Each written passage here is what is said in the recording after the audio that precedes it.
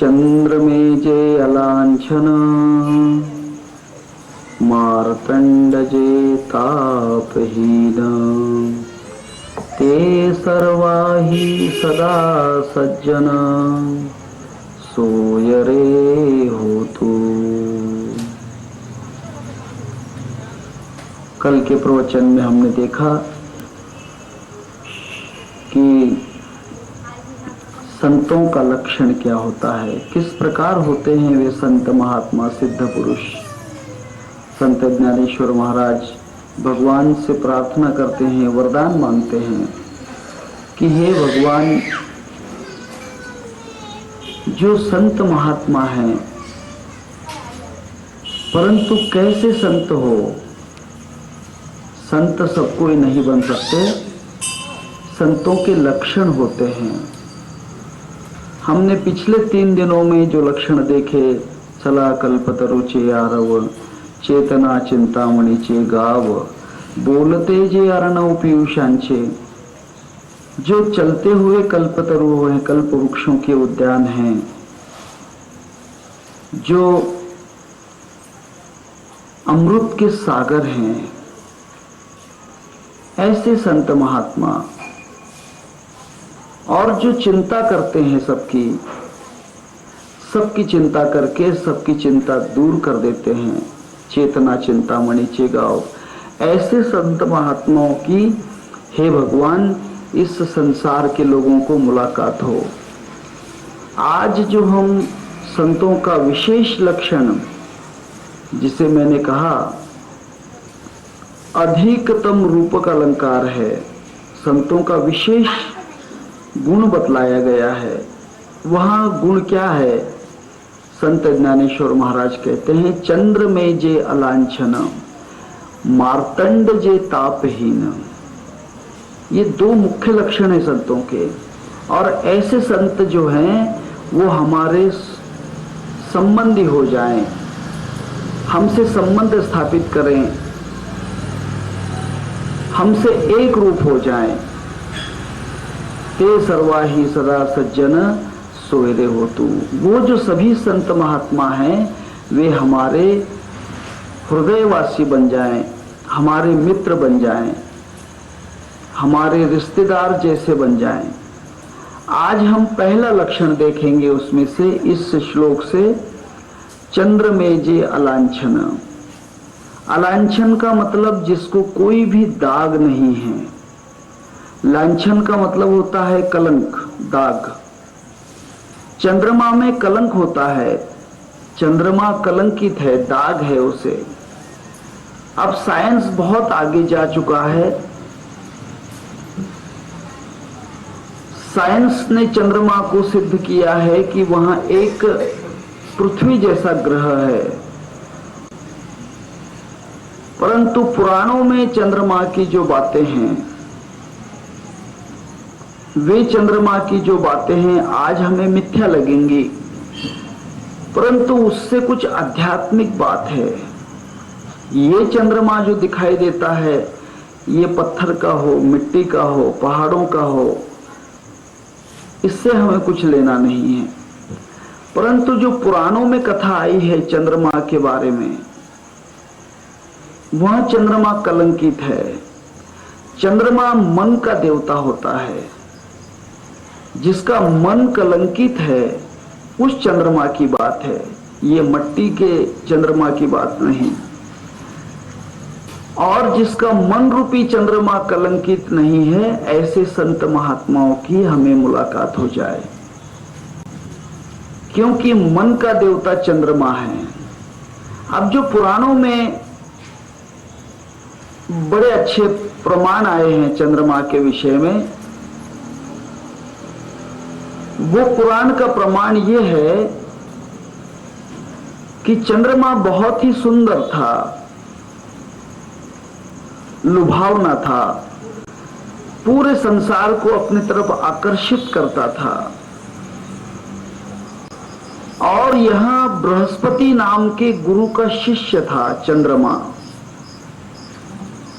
चंद्रमा बृहस्पति का शिष्य था। अब बृहस्पति की जो पत्नी थी तारा, बृहस्पति की पत्नी तारा नाम की उसकी पत्नी थी। एक बार देवताओं की सभा में चंद्रमा भी उपस्थित हुए, सभी देवताओं की सभा में चंद्रमा उपस्थित हुए जो कि बृहस्पति के शिष्य थे, और तारा उनके गुरु की पत्नी थी। परंतु कहते हैं इश्क न जाने जात पात, नींद न जाने टूटी खाट, प्यास न जाने धोबी घाट, भूख न जाने झूठा भात।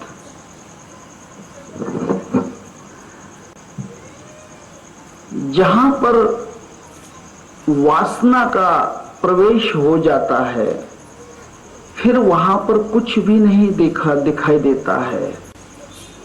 मैं आपको ज्यादा प्रमाण नहीं दूंगा, कलयुग में तो ये बहुत चलता है।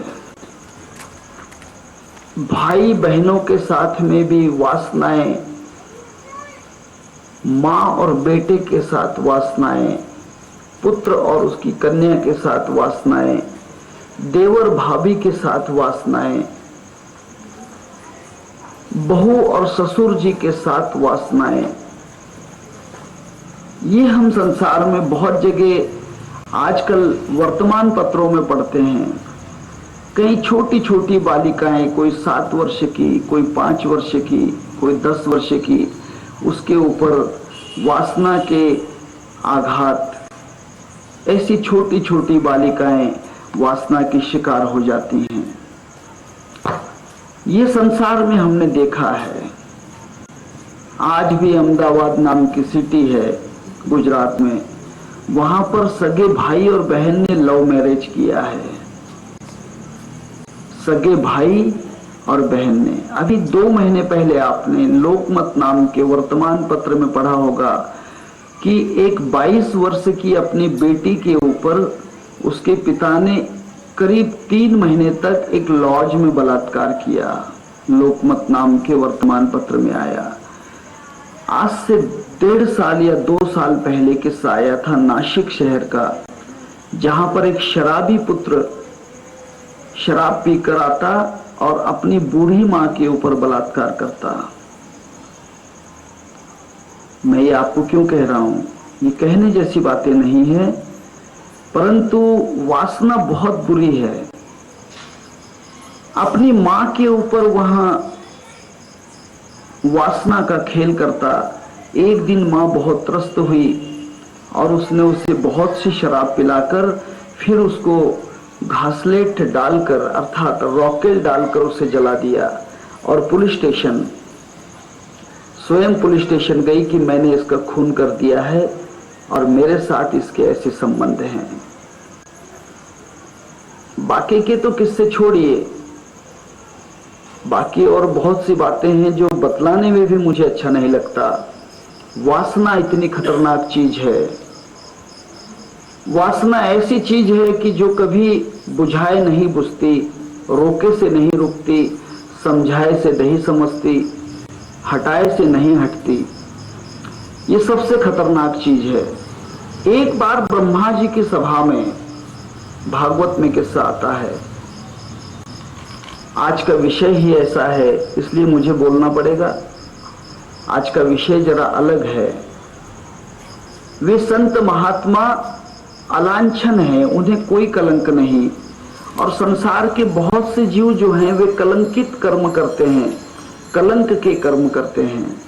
इसीलिए मुझे आपको पहले नेगेटिव विचार बतलाना पड़ेगा, फिर आपको पॉजिटिवता समझ में आएगी। बुराइयां कितनी हैं संसार में, इन बुराइयों से जो बचते हैं वे अलांछन रूपी संत हैं। तब एक बार ब्रह्मा जी की सभा में नारद जी पहुंचे और वहां पर कलयुग का वर्णन आया। कलयुग एक समय का नाम है। कलयुग कोई ऐसी वैसी चीज नहीं, कलयुग एक समय का नाम है। और ऐसा कलयुग का विचार चला देवी देवताओं के अंदर, वहां पर ऋषि मुनियों के बीच में कलयुग का वर्णन चला। कलयुग का वर्णन भागवत में बड़ा ही अच्छा लिखा है, मैंने आपको बहुत बार पढ़ के सुनाया है। तब कलयुग का वर्णन सुनते ही नारद जी वहां से भागने लगे। कहते हैं कि बुरी बातों को सुनना भी पाप है, देखना भी पाप है, करना तो महापाप है। देखना और सुनना भी पाप का हिस्सेदार होता है व्यक्ति। नारद जी कलयुग के विचार सुनकर वहां से भागने लगे, परंतु भागते समय उनकी एक अलग अवस्था थी।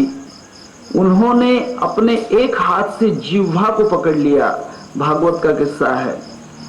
एक हाथ से अपने जिह्वा को और एक हाथ से अपने जननी इंद्रिय को, वासना इंद्रिय को पकड़ लिया और सभा से भागने लगे। देवताओं ने कहा कि हे नारद, ये क्या करते हो? तुम्हें लज्जा नहीं आती?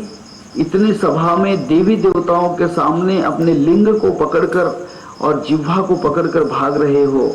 उसने कहा कि प्रभु, मैं इसलिए भाग रहा हूं क्योंकि कलयुग में ये दो ही चीजें संसार में, कलयुग के अंदर ये दो ही चीजों के कारण जीव भ्रष्ट हो जाएंगे। एक जीव के कारण, एक रसना और दूसरी वासना। रसना मनुष्य को शराबी बना देगी, मांस मछली खाने वाला बना देगी। अलग अलग प्रकार के जो दुष्ट पदार्थ हैं उनके तरफ खाने के लिए उसे परावर्तित करेगी, आकर्षित करेगी। मैं आपको कहता हूं कि रसना कितनी खतरनाक चीज है। एमपी में कुछ समाज के ऐसे लोग हैं जो चींटियों की चटनी बनाकर खाते हैं। चींटियां, चीन जैसे देश में मेंढक खाते हैं, नेपाल में मेंढक खाते हैं। चीन में आज भी पदार्थ जो जिसे हम मकोड़े कहते हैं, मुंगड़े, उनको फ्राई करके चिवड़ा जैसा पदार्थ बना के खाते हैं। नागालैंड में कुत्ते का मांस खाते हैं, कुत्ते का गोश्त खाते हैं। नागालैंड में ही सांप जो है उसको फ्राई करके खाते हैं। और तो बात छोड़िए, कुछ अघोरी पंथ के लोग मनुष्य का मांस भी खाते हैं, मनुष्य को पकाकर खाते हैं। ये बहुत अलग अलग बातें हैं। रसना कहां ले जाएगी ये कोई नहीं कह सकता। रसना बहुत बुरी है, इसलिए रसना पर ताबा करना चाहिए। जीभ पर ताबा, जिह्वा पर ताबा होना चाहिए। जीभ बड़ी खतरनाक चीज है। जीभ अगर बोलती है तो झगड़ा लगा देती है। जीभ अगर खाती है तो शरीर को भ्रष्ट कर देती है, बुद्धि को भ्रष्ट करती है, मन को, चित्त को भ्रष्ट करती है। कुछ भी खाने से, कुछ भी पीने से मन, बुद्धि और चित्त भ्रष्ट हो जाते हैं, और कुछ भी बोलने से हमारे जो अंदर के विचार हैं वे भ्रष्ट हो जाते हैं। इसीलिए जिह्वा पर बहुत ताबा होना चाहिए। अपनी जीभ को दिन में करीब 3 घंटा मौन धारण करवाइए। जिह्वा की तपस्या है, इसे वाचिक तप कहते हैं। वाचिक तप मैं संसार में हर आदमी को कहता हूं कि दिन में 3 घंटे मौन रहिए, आपकी जिह्वा कंट्रोल हो जाएगी। मौन रहिए 3 घंटे, कुछ भी नहीं बोलना है, बस एक जगह बैठे रहना है 3 घंटे। अगर कुछ काम करते हो तो भी नहीं बोलना। 3 घंटे जीभ को अपने वश में रखो। इससे आपकी जिह्वा की जो आदत है वह कंट्रोल होते चले जाएगी।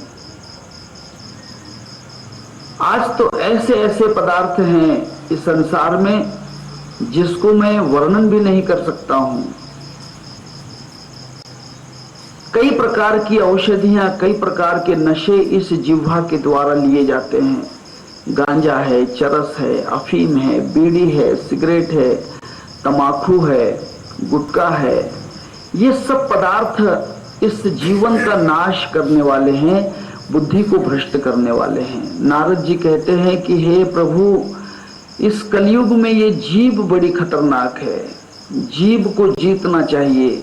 जिसने अपने जीभ को जीत लिया फिर संसार में उससे भगवान दूर नहीं, ब्रह्मत्व दूर नहीं, साक्षात्कार दूर नहीं। और दूसरा जो है जननेंद्रिय, इस जननेंद्रिय को वश में कोई नहीं कर पाया, कोई नहीं कर पाता है। संसार में इसके ऊपर,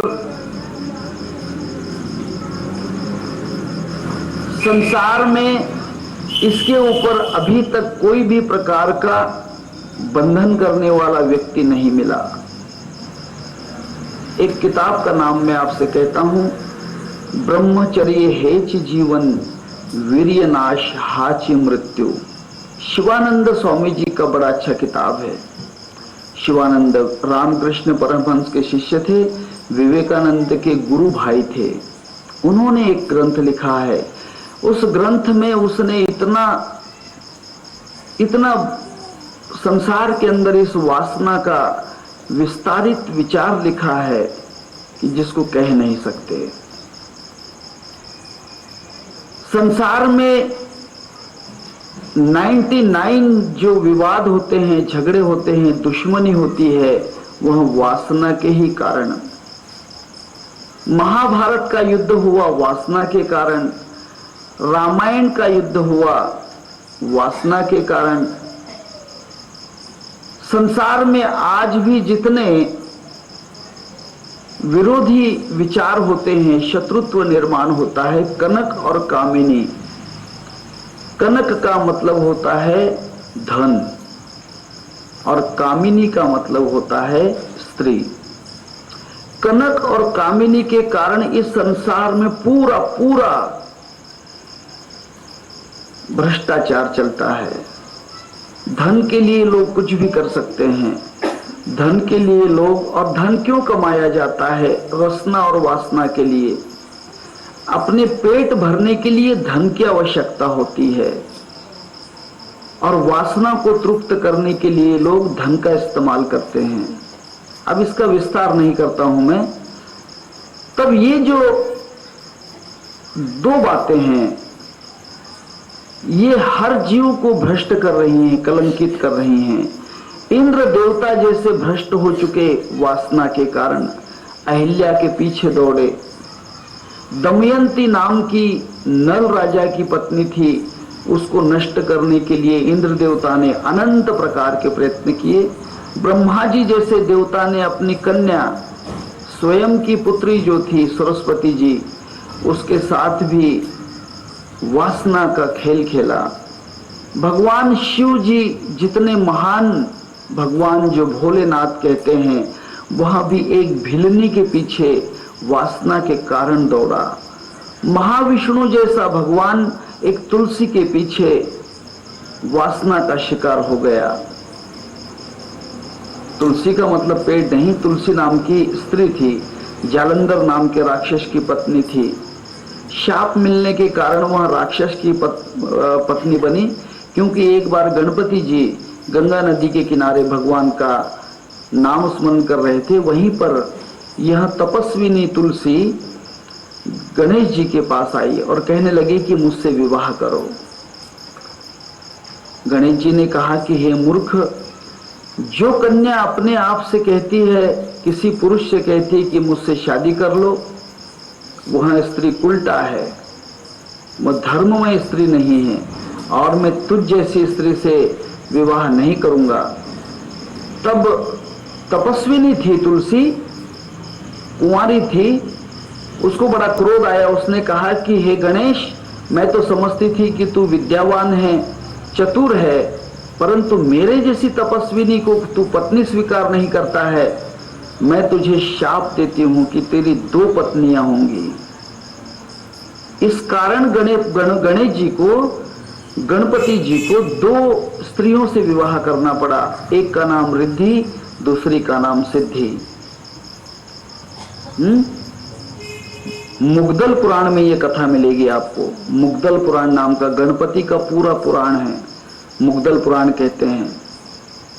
ये मुग्दल पुराण में गणपति का पूरा आपको विचार मिलेगा। तब गणपति ने भी कहा कि मैं बिना कारण तेरा नाम नहीं लिया, मैंने तुझसे बात नहीं की, तूने होकर मुझसे बात की। मैं तो भगवान के चिंतन में था और गंगा के किनारे बैठा हुआ था, लेकिन तूने ही मुझे कोई कारण न होते हुए शाप दिया है। इसलिए हे तुलसी, मैं तुझे शाप देता हूं कि तुझे देवता पति नहीं मिलेगा, तुझे पति मिलेगा राक्षस। इस कारण उसका विवाह राक्षस जालंधर से हुआ। ये वासना की बातें हैं। राक्षस से उसका विवाह हुआ। और फिर बहुत सी बातें हैं, बहुत से विचार हैं। भस्मासुर नाम के राक्षस ने भगवान शिव की पत्नी पार्वती, उसके पीछे दौड़कर उसको अपनी पत्नी बनाना चाहा। संसार में बहुत से किस्से हैं रसना और वासना के। और दूसरे जो कलंकित करने वाले विचार हैं वह लोभ। कहा है कबीरदास ने, कामी क्रोधी लालची, काम वासना वाला, क्रोध करने वाला और लालची पुरुष ये भक्ति नहीं कर सकता। कामी क्रोधी लालची, इनसे भक्ति नहीं होए, भक्ति करे कोई शूरमा, जात वर्ण कुल खोए। परमार्थ भक्ति साक्षात्कार उसी से होता है जो क्रोध का त्याग करता है। क्रोधी मनुष्य भगवान का साक्षात्कार नहीं कर सकता, क्योंकि एक बार भी अगर क्रोध किया, मन में गुस्सा आया, तो तपस्या जो होती है 12 वर्ष की तपस्या एक दिन के क्रोध में नष्ट हो जाती है। 12 वर्ष की साधना एक दिन के क्रोध से नष्ट हो जाती है। आपको पता होगा क्रोध बहुत खतरनाक चीज है, इसीलिए क्रोध से बचना, क्रोध कभी नहीं करना। मैंने कहा है, पहले ही आपसे कहा है कि क्रोध अगर आता है तो 2 मिनट सांस को धीमी करो, कुछ बोलो मत और सांस पर ख्याल दो, आपका क्रोध अपने आप दूर हो जाएगा। उसके बाद लोभ, कोई भी चीज का लोभ मत करो, जो मिला है उसी में समाधान समझो। लोभ बहुत चीज बुरी है। लोभ से मनुष्य के पास जो रहता है वो भी चला जाता है। छोटा सा प्रमाण कहता हूं, पंचतंत्र में कथा है। पंचतंत्र नाम का ग्रंथ है, छोटा सा ग्रंथ है, ज्यादा बड़ा नहीं, पंचतंत्र। उसमें एक कथा आती है कि एक बंदर किसी मंदिर के पास बैठकर वहीं पर जो आने वाले भगवान के भक्त थे, भगवान का प्रसाद उस बंदर को रोज खिलाया करते। बंदर रोज प्रसाद खा लेता, परंतु एक दिन वहां पर मंदिर के पास कहीं से राजा की सेना आकर उतरी। राजा की जो सेना रहती है युद्ध वाली, तब राजा की सेना, उसके साथ हाथी, उसके घोड़े, उसकी सेना, सब कुछ थे। बंदर ने देखा कि इतने लोग आ गए हैं, चलो देखें क्या है। वहां चारों तरफ से देख रहा है, तब उसने एक चीज को देखा जो उसे बड़ी अच्छी लगती थी। वो थे चने। पानी में रात को भिगाकर चने रखे जाते हैं और सवेरे घोड़ों को खिलाए जाते हैं। घोड़ों का खुराक ही चना है और बंदर को पसंद है बड़े चने। उसने सोचा कि चलो आज चने ही खाते हैं, प्रसाद वगैरह जाने दो। लोभ निर्माण हो गया, प्रसाद नहीं खाया और कूदकर जहां पर घोड़े थे तबेले में, राजा के तबेले में जो घोड़े थे उनके सामने चने रखे हुए थे। अब उसने सोचा कि कितने चने लूं, कितने लूं। लोभी तो था बंदर, बहुत सारे चने अपने दोनों गाल में भर लिए। बंदर की गाल बड़ी ही बड़ी होती है, बहुत सारा अनाज उसमें वो भर लेते हैं। दोनों गालों में चने भर लिए और दोनों हाथों में जितने चने उठा सकता था उतने उठाए और छलांग लगाता हुआ पेड़ पे चढ़ गया। अब बैठकर खा लेना चाहिए जो मिल गए थे चने, लेकिन उसने सोचा कि नहीं, और एक फेरी करता हूं, और एक ट्रिप मारता हूं, और एक ट्रिप मारता हूं। दोबारा चने लेने के लिए गया। जो पहले चने थे वे तो खाए नहीं, और पेड़ के ऊपर एक जगह पर गड्ढा था पेड़ में, उस पेड़ के गड्ढे में अपने मुंह के चने भी और हाथों के चने भी रख दिए और चने लेने के लिए फिर से तबेले में गया। बात ये हुई, पेड़ पे रखे हुए जो चने थे, वहां के जो पंछी थे, चिड़िया वगैरह, उन चिड़ियों ने आकर वे सब चने खाना शुरू किए। और ये बंदर वहां पर चने लेने गया तो घोड़ों ने उसके पहले ही चने सब फिनिश कर दिए थे। वे जो घोड़े थे वो सब चने खा चुके थे। अब इसने सोचा कि चने तो हैं नहीं, चलो अपने जितने पेड़ पर हैं वही खा लेते हैं। वहां जाकर देखा तो बस 10-15 चने बचे होंगे। अब आदमी के पास जब थोड़ा सा रह जाता है तब वो सोचता है कि नहीं, अब जरा बैलेंस बचाना चाहिए, कंजूसी करना चाहिए। लेकिन अब नहीं फायदा, अब कोई फायदा नहीं, अब कोई फायदा नहीं। आछे दिन पाछे गए, हरि से कियो न हेत, अब पछतावा क्यों कर बंदे, जब चिड़िया चुग गई खेत। दाने सब चिड़िया खा गई थी, थोड़े से बचे। वे थोड़े दाने उसने सोचा कि हे भगवान, इतने तो खा लूं। अब उठाने के लिए गया, लोभी तो था बंदर, उसके हाथ से एक चना नीचे गिर गया पेड़ के नीचे। अब उसने सोचा कि एक चना भी कोई चिड़िया खा जाएगी, इसलिए वो जो हाथ के चने थे वहीं पेड़ पर रख दिए और उस चने को ढूंढने लगा। नीचे गिरा हुआ था, उसको पता नहीं कहां गया।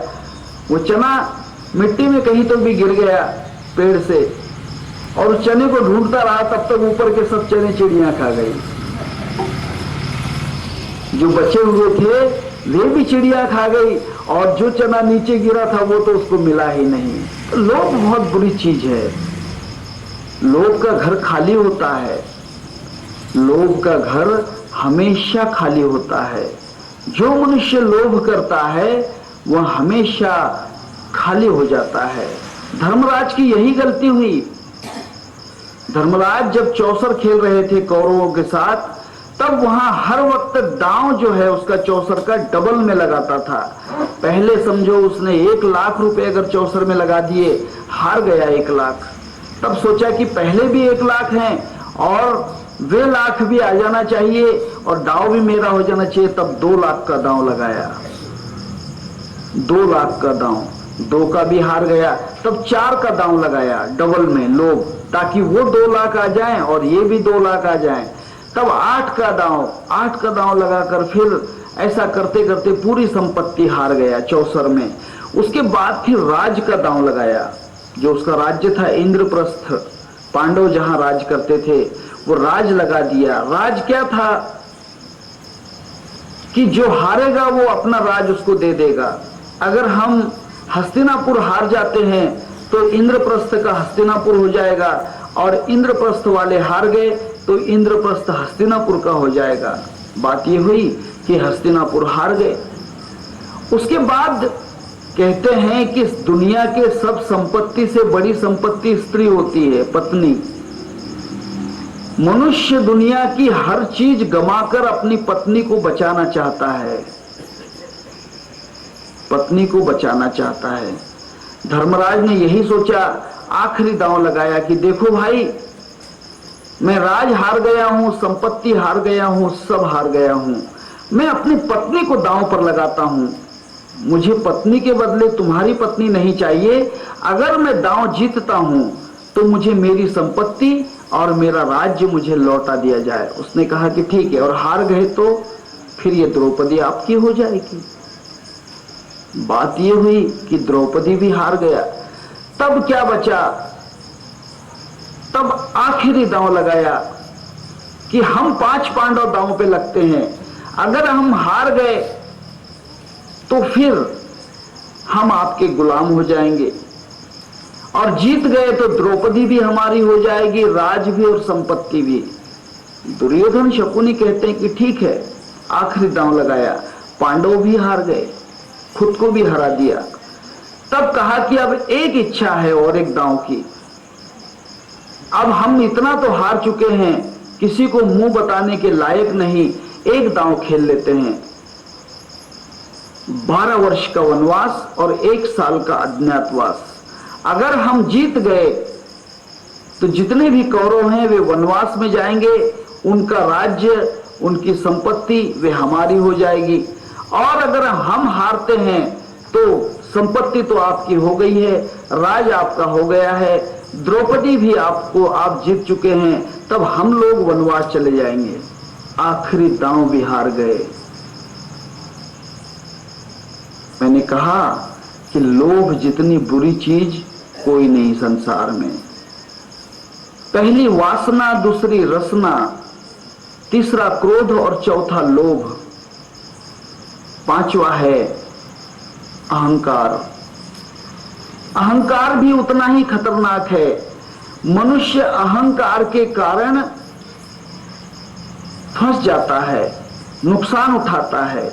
एक छोटा सा किस्सा है पंचतंत्र में ही, जो मैंने बंदर की कथा कही वो पंचतंत्र नाम के ग्रंथ से है, और ये भी किस्सा पंचतंत्र से ही। पंचतंत्र में प्राणियों की कथा है, प्राणियों के सब किस्से हैं।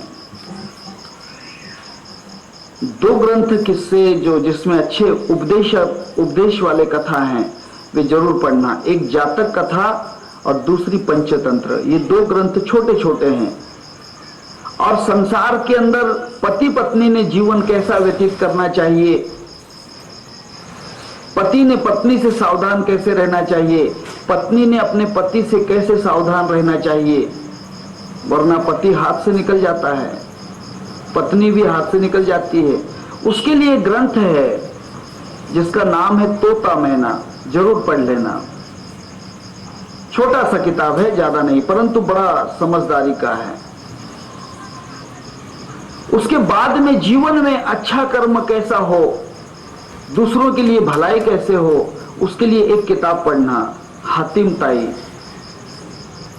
हातिम ताई नाम का बड़ा अच्छा किताब है, वह जरूर पढ़ लेना। और दूसरी बात, जातक कथा और पंचतंत्र की जितनी भी कहानियां हैं वे आचरण के लिए हैं, पढ़ना और फेंकना नहीं, उस पे जीवन का मार्ग चलना है, आचरण की कथाएं हैं। उसके बाद मनुष्य व्यवहार चतुर कैसा हो, उसके लिए बेताल 25 ही पढ़ना। राजकारणी अगर हो तो राजकारणी ने राजकारण कैसा करना चाहिए, राजा ने अपनी प्रजा से कैसा व्यवहार करना चाहिए, राज कैसे चलाना चाहिए, उसके लिए अगर पढ़ना है तो राजा विक्रमादित्य भोज राजा, इनकी एक कथा है सिंहासन 32। ये ग्रंथ जरूर पढ़ना। आप किताबों के नाम लिख लेना, पढ़ना या नहीं पढ़ना आपकी मर्जी।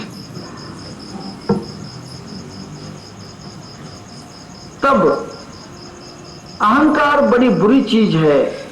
मैं आपको इसलिए कह रहा हूं कि ये सब बातें जीवन में काम आने वाली हैं, इसलिए ये छोटी छोटी किताबें पढ़ लेना।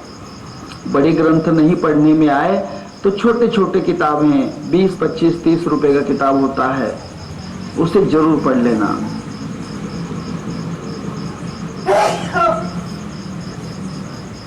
और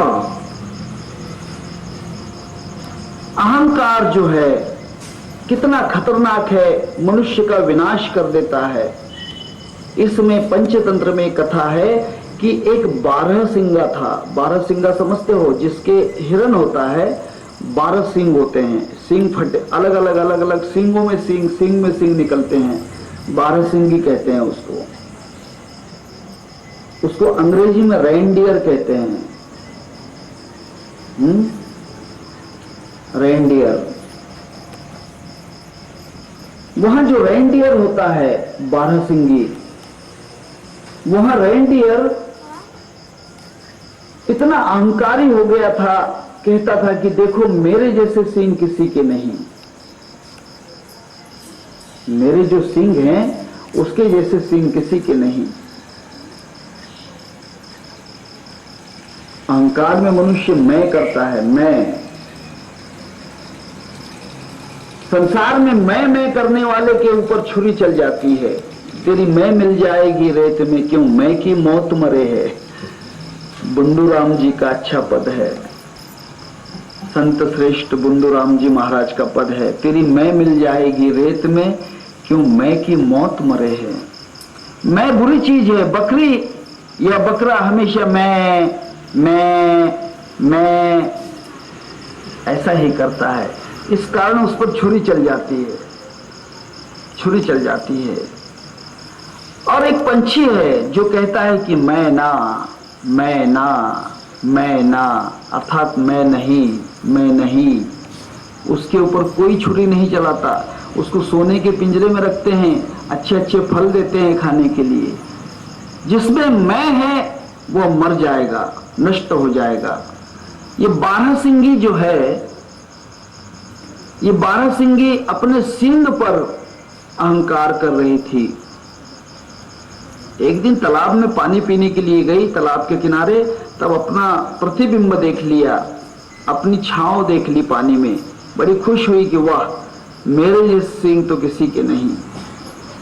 परंतु खुद के पांव पर देखा उसने, अपने पांव की तरफ, तो पांव बड़े ही पतले होते हैं। पैर जो होते हैं, तो हिरन के पैर पतले होते हैं।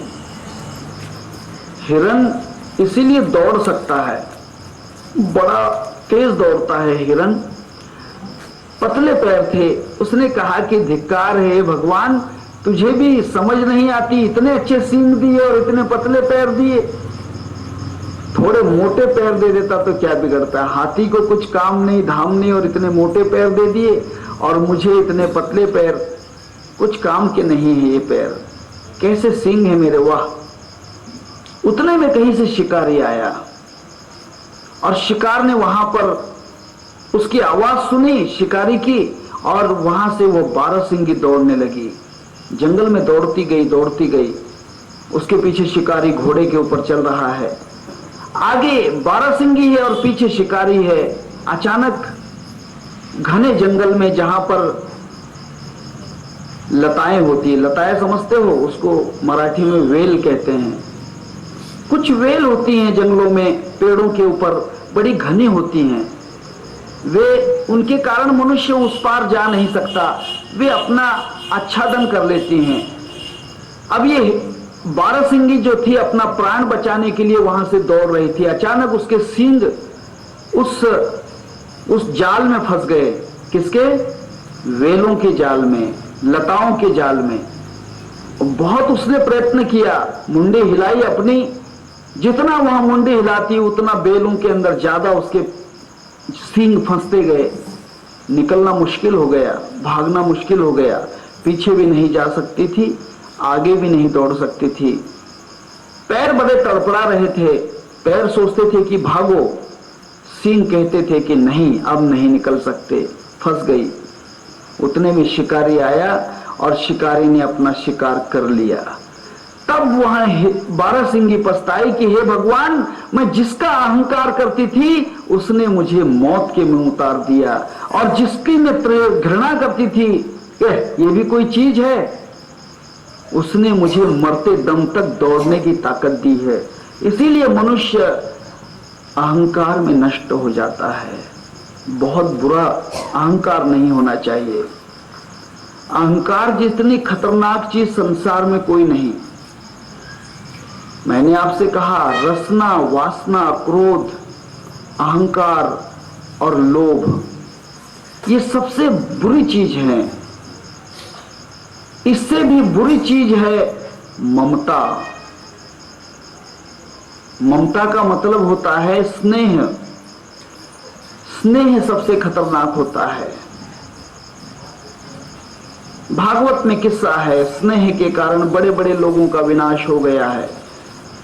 एक कपोत और कपोती नाम के पक्षी थे, जिसे कबूतर और कबूतरी कहते हैं। उसका शब्द आजकल प्रचलित कबूतर कबूतरी है, पिजन, पिजन कहते हैं उसे, परंतु सही शब्द कपोत है। कपोत का मतलब कबूतर और कपोती का मतलब कबूतरी।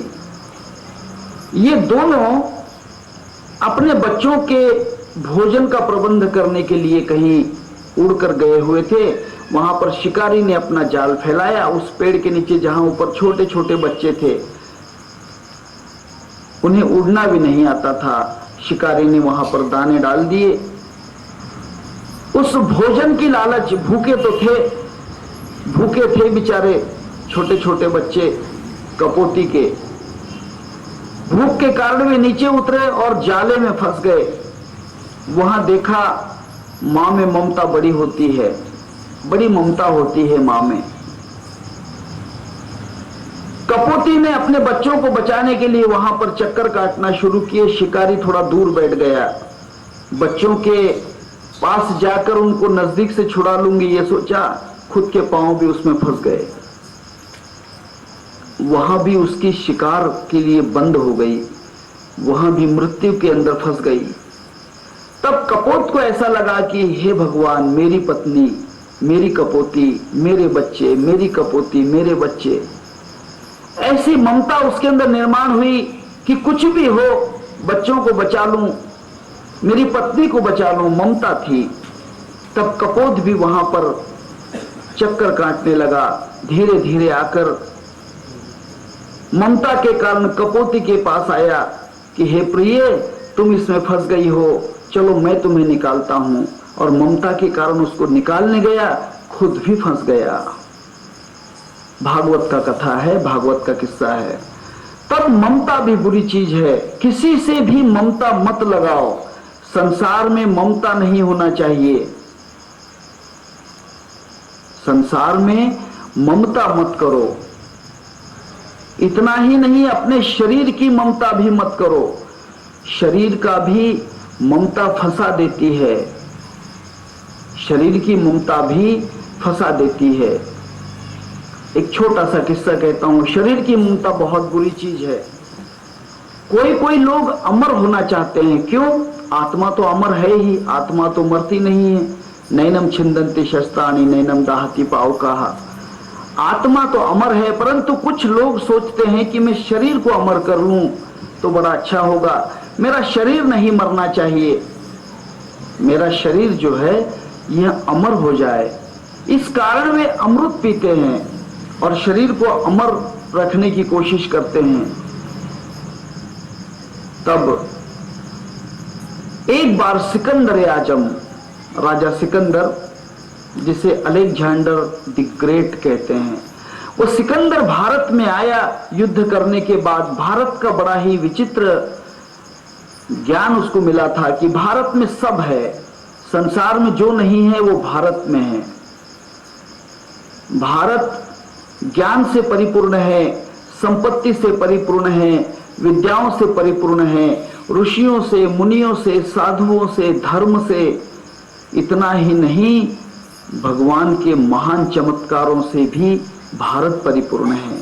संसार में जो चमत्कार नहीं हो सकते वह भारत में होते हैं। संसार में कहीं पर उतनी श्रद्धा नहीं होगी जितनी भारत में है। संसार में धर्म का उतना पालन नहीं होता होगा जितना भारत में है। संसार में जितना ज्ञान होगा उससे कई गुना ज्ञान भारत में है। तब सिकंदर ने सोचा, क्या भारत में वो भी चीज मिल सकती है जिससे मेरा शरीर अमर हो जाए, मैं युद्ध करने के लिए जाऊं और मैं मरूं नहीं। पूछा किसी साधु सन्यासी से, साधु सन्यासी ने कहा कि भाई अमृत तो है भारत में, मैं पता नहीं बताऊंगा आपको, नहीं बताऊंगा। अमृत तो है परंतु बड़ी कठिनाई से मिलेगा। उसने कहा कुछ भी हो, आखिरी सांस तक अगर वहां पहुंच गया तो अमर हो जाऊंगा, मरते मरते भी वहां पहुंच गया, एक घूंट भी अगर पी लिया तो अमर हो जाऊंगा। साधु ने कहा कि ठीक है, फिर तुम्हारी इच्छा। स्थान बतलाया, रास्ता बतलाया। सिकंदर तो था ही, सिकंदर जितना जिद्दी कोई नहीं, जिद्दी बादशाह था। जिद भी बीमारी है, कलंक है, मैं बताऊंगा बाद में। तब वहां पर देखा एक पहाड़ की गुफा थी। उस गुफा में, उस पहाड़ से कहीं एक नहर बह रही थी, वो अमृत की नहर थी, अमृत का झरना बह रहा था। साधु ने कहा कि हे बादशाह, सोच समझ कर पीना अमृत को, वरना अमृत पीकर भी रोते रह जाओगे। उसने कहा कि वाह महाराज, ऐसा कहीं होता है? जिसको देवी देवता पीना चाहते हैं, क्या वो अमृत पीने से नुकसान होता है? उसने कहा कि मैं उसका वर्णन नहीं करता हूं, पहले उसका अनुभव ले लेना, अनुभवी लोगों से पूछ लेना, फिर अमृत पीना। उसने कहा कि ठीक है। नहर बह रही थी अमृत की, गुफा के अंदर गया तो वहां पर देखा एक कौवा बैठा हुआ था। उसने कौवे ने पूछा कि हे बादशाह सिकंदर। उसने कहा कि किसने आवाज की? उसने कहा कि मैं हूं कौवा, मैं तुम्हें देखता हूं, देख रहा हूं। उसने कहा कि तुम मुझे पहचानते हो? हाँ भाई, मैं पहचानता हूं। किस लिए आना हुआ? उसने कहा कि अमृत की नहर है। हाँ, अमृत की नहर है, ये पीने से शरीर नहीं मरता? उसने कहा बिल्कुल नहीं मरता, शरीर का विनाश नहीं होता, शरीर मरता नहीं। तो मैं पीना चाहता हूं। कौवे ने कहा कि पहले मुझे अच्छी तरह से देख ले, उसके बाद अमृत का तो झरना बह ही रहा है, जितना चाहे उतना पी लेना, तू भी पी लेना, अपने परिवार वालों को पिला देना, पूरे देश को पिला देना। लेकिन देख मेरे तरफ। देखा कौवे की तरफ, कौवा जिंदा था, परंतु उसके ऊपर एक भी पर नहीं बचा। कौवे के ऊपर एक रत्ती बराबर मांस नहीं बचा। मांस भी चला गया, पर भी चला गए, सिर्फ आंखें बची, उनमें भी कम दिखाई देने लगा। कौवा कहता है बादशाह, मैं बहुत कोशिश करता हूं कि मर जाऊं, इतनी कमजोर जिंदगी क्या फायदे की? पहले मैं आसमान में उड़ता था, जहां चाहो वहां जाता था, अब मर नहीं रहा हूं, परंतु शरीर कमजोर हो गया है, ये शरीर कुछ काम नहीं देता। ये तो बहुत भाग्य की बात है कि हमारी उम्र 100 साल है, कहीं 10,000 वर्ष, लाख वर्ष होती तो रोना पड़ता। 100 साल की जिंदगी में ही बेटे से लड़ते लड़ते, पत्नी अपने पति से लड़ते लड़ते, पति अपने पत्नी से लड़ते लड़ते, कुटुंबियों से लड़ते लड़ते, लोगों से लड़ते लड़ते परेशान हो जाते हैं। कभी कभी कहते हैं कि भगवान, ऐसी जिंदगी से तो मर जाना ही अच्छा,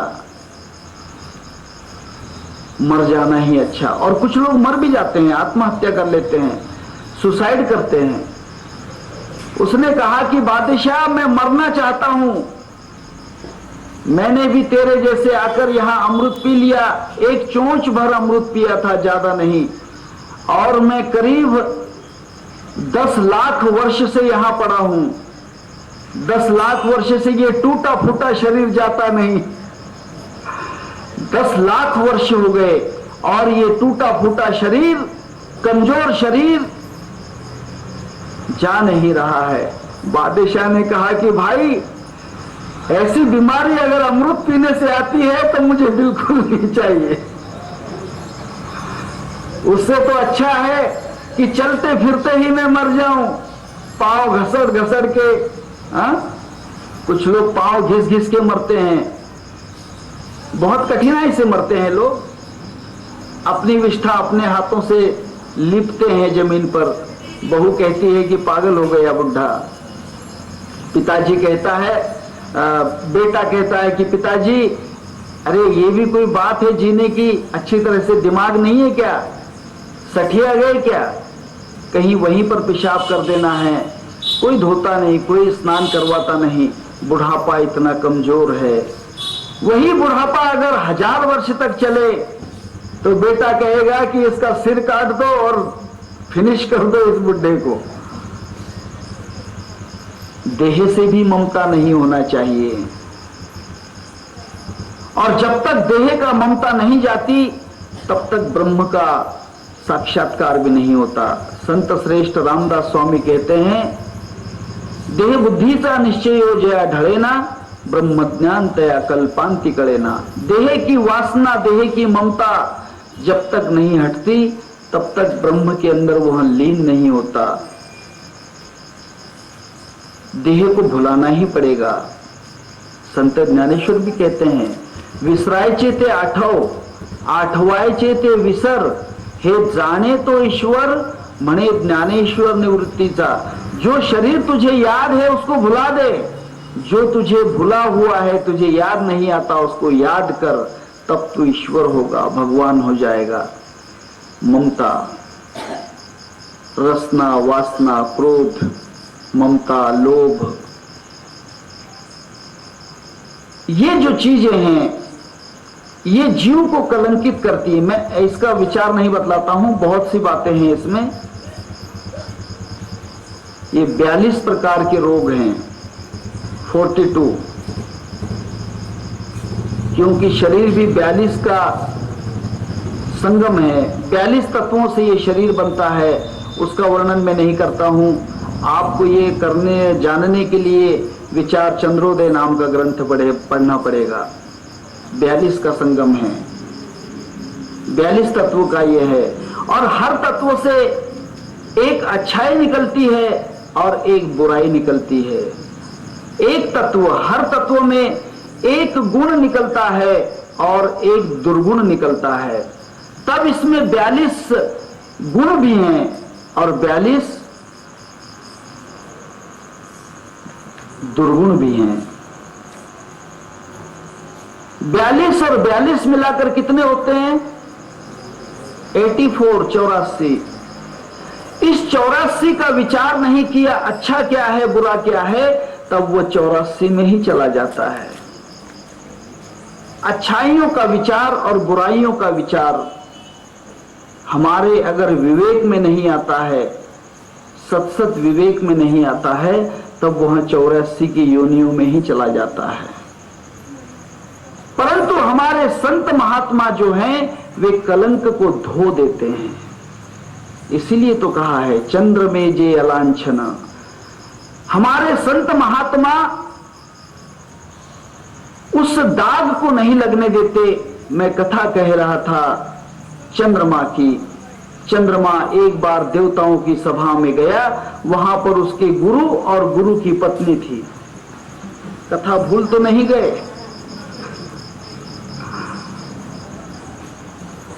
देवता उनके साथ, चंद्रमा भी खड़ा है। चंद्रमा बड़ा ही सुंदर है। उसको देखकर गुरु की पत्नी उस पर आशिक हो गई, आशिक हो गई। और आशिक होने के बाद पुरुष की आशिकी अगर बढ़ती है तो जूते पड़ते हैं। पुरुष ने अगर अपनी आशिकी प्रदर्शित की तो जूते पड़ने में समय नहीं लगता, परंतु स्त्री ने अगर अपनी आशिकी प्रदर्शित की तो संसार बिगड़ने में समय नहीं लगता।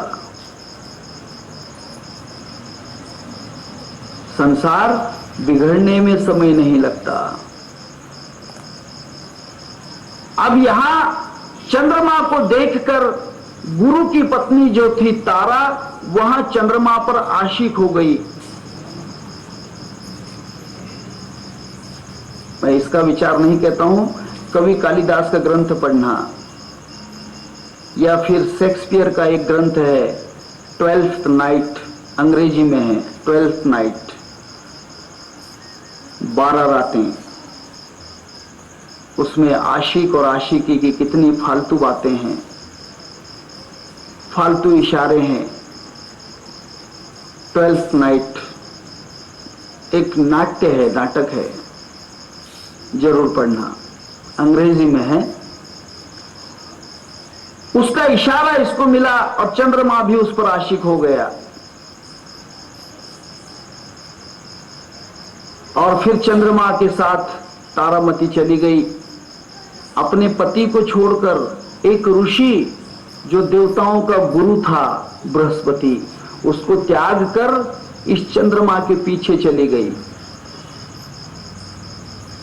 चंद्रमा के पीछे चली गई। चंद्रमा भी अपने गुरु का रिश्ता भूल गया कि मेरे गुरु हैं और उसकी पत्नी मेरी गुरु माता है। मैंने कहा ना, इश्क न जाने जात पात। और वहां रिश्ता भूल गया, वासना में लिप्त हो गया। तारा भी वासना में हो गई, दोनों वासना में डूब गए और उस कारण तारा नाम की जो बृहस्पति की पत्नी थी उसको गर्भधारणा हो गई। गुरु ने कहा चंद्रमा को कि हे शिष्य, ऐसी गलती नहीं होना चाहिए, परंतु मैं जानता हूं कि यह गलती तुझसे ही नहीं हुई, इसमें मेरी पत्नी तारा का भी हिस्सा है और इसी कारण मैं तुझे दोष भी नहीं देता हूं, परंतु अब मैं तुझे कहता हूं कि और दोषी मत बन, और कलंकित मत हो, और पाप मत कर, इसलिए मेरी पत्नी मुझे लौटा दे। चंद्रमा ने कहा कि नहीं नहीं, अब तो नहीं लौटाऊंगा, नहीं लौटा सकता। गुरु ने समझाया कि हे चंद्रमा, मूर्खता को छोड़ो और जिसकी अमानत है उसे लौटा दो। चंद्रमा ने नहीं लौटाई। तब चंद्रमा का और बृहस्पति का अर्थात गुरु शिष्य का युद्ध हुआ, स्त्री के कारण, वासना के कारण, और युद्ध के अंदर 12 वर्ष तक युद्ध हुआ। इधर तारामती प्रसूत हुई, उसको पुत्र हुआ जिसका नाम बुध नाम का ग्रह है। बुध 12 वर्ष तक उनका युद्ध चलता रहा। तब देवताओं ने आकर बीच में समझौता किया, कॉम्प्रोमाइज किया। देवताओं ने खुंडी ठोक दी, देवताओं ने खुंडियों को ठोक दिया। कॉम्प्रोमाइज हुआ कि देखो युद्ध करने में कोई मतलब नहीं है, तारामती गुरु को लौटा दी जाए और तारामती से जो पुत्र हुआ है चंद्र के द्वारा, वो चंद्र को दे दिया जाए।